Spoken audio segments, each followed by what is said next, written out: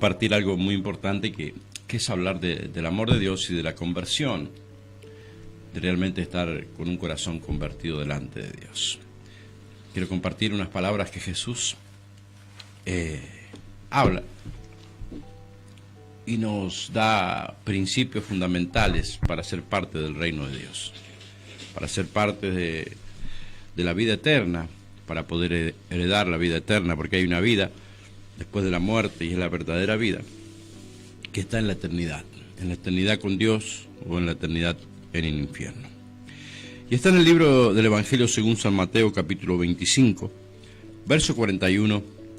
Preste mucha atención y que pueda el Espíritu iluminar su vida, su mente, su conciencia, y pueda medir su espiritualidad, su conversión, su salvación y sobre todas las cosas, el amor de Dios que está en usted. Dice la Biblia: entonces dirá también a lo de la izquierda: apartado de mí, malditos, al fuego eterno preparado para el diablo y sus ángeles. Verso 42, porque tuve hambre y no me diste de comer, tuve sed y no me diste de beber, fui forastero y no me recogisteis, estuve desnudo y no me cubriste, enfermo y en la cárcel y no me visitasteis. Entonces también ellos le responderán diciendo: Señor, ¿cuándo te vimos hambriento, sediento, forastero, desnudo, enfermo o en la cárcel y no te servimos? Entonces responderá diciendo: de cierto os digo que en cuanto no lo hiciste a uno de estos más pequeños, tampoco a mí me lo hiciste. E irán esto al castigo eterno y lo justo a la vida eterna. Hay algo muy importante que se encuentra al final en el verso 46, que dice: e irán estos al castigo eterno y los justos a la vida eterna. No nos basta entrar a la salvación. Cuando recibimos a Jesús hacemos una oración, una confesión, si después de eso no hay una verdadera conversión en nuestra vida, porque el amor de Dios se ve en nuestras acciones. La conversión es algo muy importante que nosotros tenemos que tratar de trabajar en ese tema, un tema donde está en juego la vida eterna. Habla la Biblia del infierno donde el gusano nunca muere. O sea, para explicárselo un poquito, el gusano viene siendo la conciencia, ¿no? La conciencia que nos dice: ¿viste cuántas veces te predicaron? ¿Viste cuántas veces escuchaste hablar de Jesús? ¿Cuántas veces escuchaste hablar del Espíritu Santo? Y nunca abriste tu corazón, nunca te rendiste a la voluntad de Dios. Y ese es el gusano que van a tener las personas que vayan al castigo eterno, que día y noche, la eternidad, porque no hay día ni noche, es eterno, el fuego es eterno. Dice que el gusano nunca muere. Y uno de los gusanos es la conciencia de poder recordar y ver que nunca pudieron profesar una verdadera religión, un verdadero amor. Dice la Biblia en el verso 45, entonces le responderá diciendo: de cierto os digo que en cuanto no lo hiciste a uno de estos más pequeños, tampoco a mí me lo hiciste. Cuando llegamos a los pies de Cristo y formamos parte del cuerpo de Cristo, es indudable que nosotros no podamos socorrer a las personas más débiles. Hay una oportunidad cada día que nosotros nos levantamos de profesar ese amor, de crecer en el amor de Dios. Y en estas semanas que estuvimos hablando un poquito de lo que es dar al Señor, dar a Dios, vimos que hay tanta necesidad de que nos rodean. Y Jesús es consciente de la necesidad que hay hoy en día. Por eso dejó estas palabras, para que nosotros podamos accionar ese amor que llegó a nuestra vida, nos abrazó, nos perdonó, nos redimió, nos hizo una nueva naturaleza. La conversión es parte de la nueva vida, de la parte de la nueva naturaleza. Pero ¿cómo podemos, dice la Biblia acá, darle de comer al hambriento, darle agua de beber. ¿Cómo podemos nosotros darle abrigo a una persona? La hospitalidad. ¿Cómo podemos darle vestidura? ¿Cómo podemos llegar a un enfermo o ir a visitar a la cárcel? Para todo eso se necesita una economía, pastor. E indudablemente necesitamos una economía. Y la iglesia hoy día está más en la parte de la necesidad, pidiéndole al gobierno, pidiéndoles a las autoridades que dando. Muchos son llamados, pocos son los escogidos. Eso es lo que golpea nuestro corazón. Hay bendición en el cuerpo de Cristo, hay bendición en la iglesia, pero realmente eso no se ha profesado. Nunca hemos mirado la necesidad, no solo mirado, sino accionado. Jesús es claro en esta palabra. Jesús es claro. Tuve hambre y no me diste de comer. Y muchas veces tenemos la intención de darle de comer a la gente necesitada, pero no tenemos los recursos. Muchos están en la condición de recibir y no de dar. Cuando Dios nos manda a que le tenemos que dar de comer. Si Él nos manda, si Jesús está hablando en esta mañana a su vida, a su corazón, es para cambiar de la posición de recibir a ser dadores de hospitalidad, para llevar una comida, para llevarle ropa, para poder visitarlo en el hospital, para poder llevar un mensaje a la cárcel. ¿Por qué no tiene la iglesia? Porque no da. ¿Por qué no tiene el hogar cristiano para ayudar a las necesidades de la demás gente? ¿Por qué la iglesia no está en el lugar donde tiene que estar? Un lugar donde tiene que sentir la necesidad y ayudar. Gloria a Dios. Llevar ese alimento, extender esa mano a la persona que está tendida en el piso, ser el buen samaritano. En este tiempo la iglesia necesita entrar a los principios de Dios. Y usted fíjese que yo recibí a Cristo, voy a los estudios bíblicos, voy a la oración,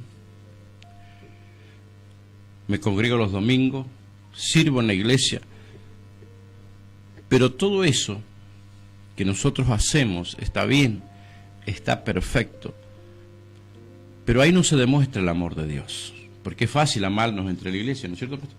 Es fácil amarnos entre los hermanos y ayudarnos entre nosotros, pero la Biblia acá es clara. No se puede encerrar en cuatro paredes el amor de Dios. El amor de Dios se tiene que extender, llevándole alimento, llevándole comida, llevando realmente lo que las personas necesitan a nuestro alrededor.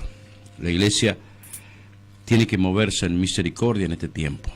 Tiene que ser mirada por el gobierno, mirada por la sociedad. Los recursos los tenemos porque tenemos la presencia del Espíritu Santo en nuestra vida, en nuestro corazón. Nuestras tierras son bendecidas, nuestra arca es bendecida, nuestras alacenas son bendecidas, nuestra salud es bendecida, nuestra generación es bendecida. No tenemos porque no practicamos el dar, no tenemos porque realmente hemos cerrado nuestro corazón.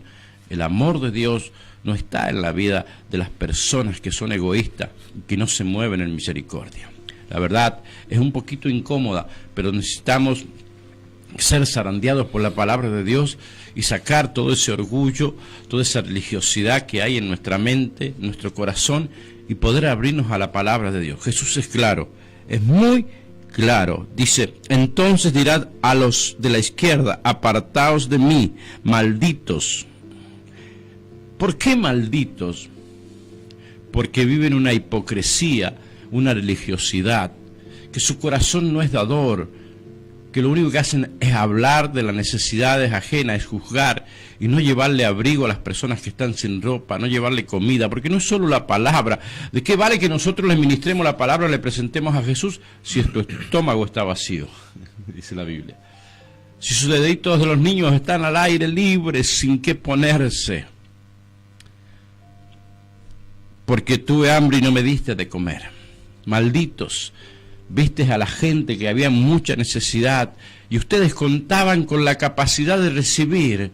Ustedes cuentan con la bendición de los cielos, que en este tiempo de gracia nuestros pecados fueron perdonados, que nuestras faltas fueron borradas, que nuestro nombre está escrito en el libro de la vida, y no hicieron nada por esos pies descalzos, por esos estómagos vacíos, por esas personas que están en la cárcel, que están en los hospitales pidiendo a grito conocer a Dios.